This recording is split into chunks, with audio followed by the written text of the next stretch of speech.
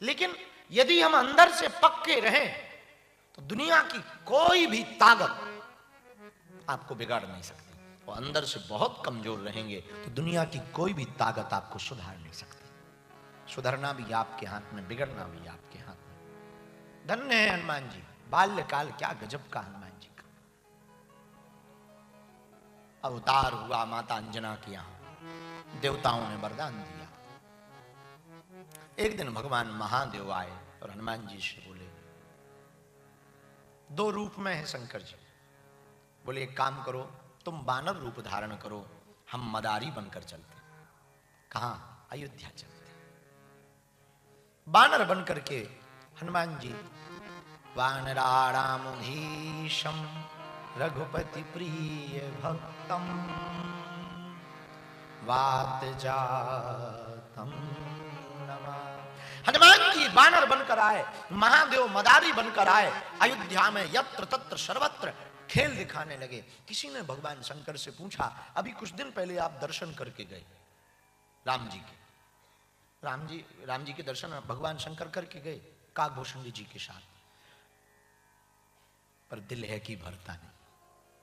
रामस्य हृदयम शिवः शिवस्य हृदयम रामः।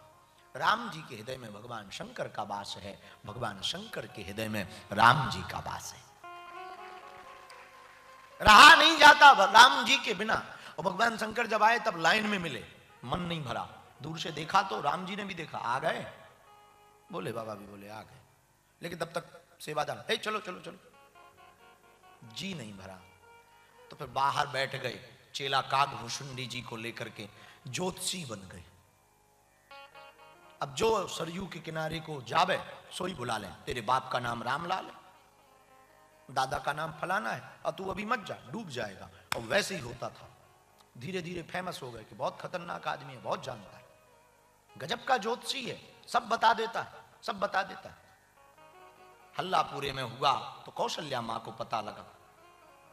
तो माँ कौशल्या ने खबर भेजी कि हमारे यहाँ चार कुमार हुए, कैकेयी और सुमित्रा नंदन भी हैं, कैकेयी नंदन भी है, सुमित्रा नंदन 2 हैं, हमारे यहाँ भी कौशल्या नंदन हैं, आप कृपा करके हमारे बच्चों की हस्तरेखा को देखो। भगवान शंकर अंदर जाने लगे तो पहरेदारों ने काकभूषुंडी जी को रोक लिया, बोले ओनली 1 अलाउड, एक पास पे एक आदमी, 2 नहीं जा सकते। भगवान शंकर जी बोले ठीक है कोई बात नहीं, चेला को कहा तू यहीं ठहर। काकभूषुंडी जी बोले यदि हमें नहीं ले गए तो पोल खोल दूंगा। शंकर जी बोले क्या खोलेगा? बता देंगे कोई ज्योतिषी वोतिषी नहीं है, साक्षात शंकर जी। बोले बाबा बोले ये तो बड़ा लफड़ा हो गया। तो बोले बाबा ने पहरेदारों को कहा कि चेला तो बहुत जरूरी है। बोले नहीं, रनिवास में तो एक ही जा सकता, दूसरा नहीं जा सकता। तो बोले बाबा तो जयति वचन बनाने में बहुत माहिर है। उन्होंने कहा कि हम तो हस्त रेखा देखते हैं, हमारा चेला पांव की रेखा देखता है,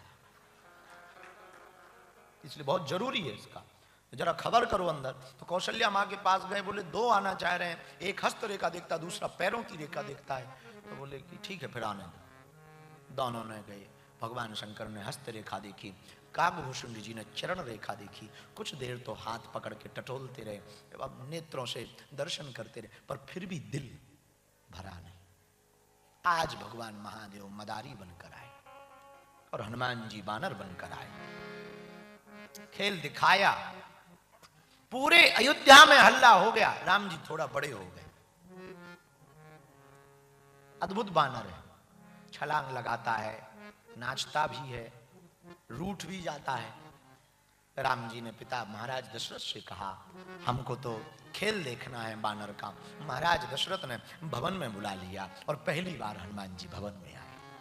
हनुमान जी की नजर राम जी से बचपन में मिली पहली बार, और राम जी की हनुमान जी से मिली, और सबसे पहले हनुमान जी चरणों में जाकर के लिपट गए। कीर्ति भाई कभी कभी एक गीत बहुत गाते हैं, जाऊं कहां जी चरण तिहार,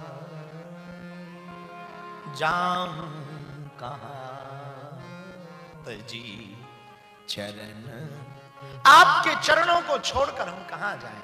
नेत्र सजल हो गए, राम जी ने सिर पर हाथ रखा, बात हुई आपस में, आ गए।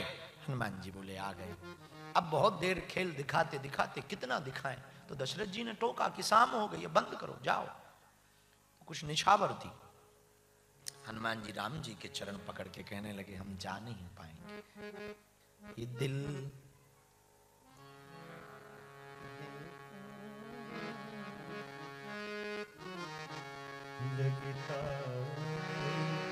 हम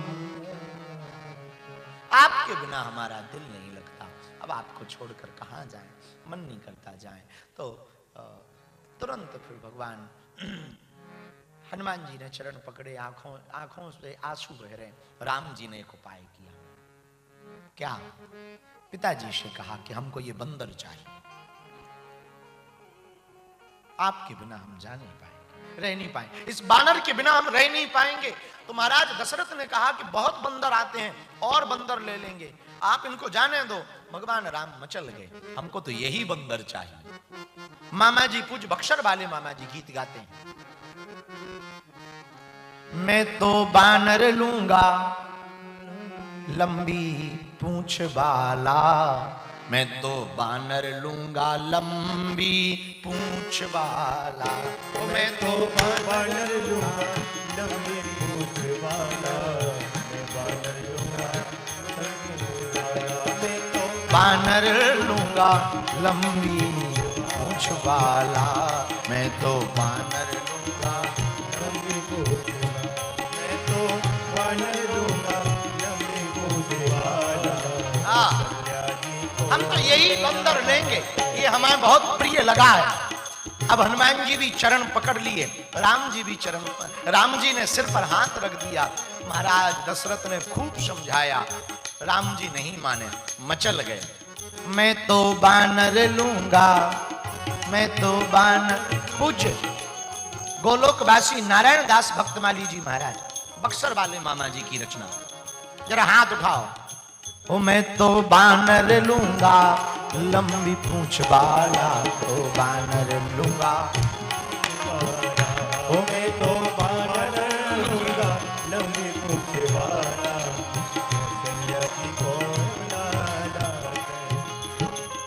हमको तो यही बानर चाहिए।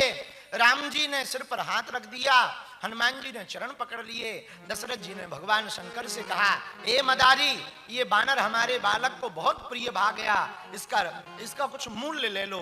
मदारी कहा, महाराज बानर बेचा नहीं जाता, ये हमारी रोजी रोटी है, हम इसे बेच नहीं सकते। भगवान शंकर ने कहा, तो क्या उपाय है? बोले, जब तक ये रहे तब तक रखो, बाद में हमें लौटा दो, किस बहाने दोबारा आने को मिल जाएगा। महाराज दशरथ ने धन्यवाद कहा। अब हनुमान जी राम जी के साथ रहने लगे, राम जी के साथ खेलने लगे, सोने भी राम जी के साथ लगे, बाल लीलाओं में हनुमान जी साथ रहने लगे। आहा, अब अद्भुत बात यह है कि जिन्हें बाल्य काल में ही रघुनाथ का साथ मिल जाए तो वो बड़भागी नहीं होगा तो क्या होगा। इसलिए हनुमान सम नहीं बड़भागी, नहीं को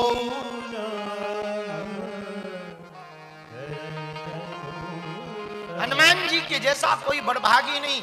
बहुत दिन हो गए, एक दिन विश्वामित्र महामुनि ज्ञानी विश्वामित्र जी आए कि हमको तो राम जी चाहिए। दशरथ जी से मांग लिया, क्यों चाहिए? हमें महाराज हमारे राक्षस बहुत सताते हैं। दशरथ जी बोले, भैया राक्षस सताते हैं तो सेना ले जाओ, हमें ले चलो, पर राम देत नहीं बनत गोसाई, राम जी को नहीं दे सकते हैं हम। विश्वामित्र जी बोले, हमको तो राम और लक्ष्मण दोनों चाहिए। तब वशिष्ठ जी ने समझाया, दे दो। तब वशिष्ठ बहुविधि समझावा।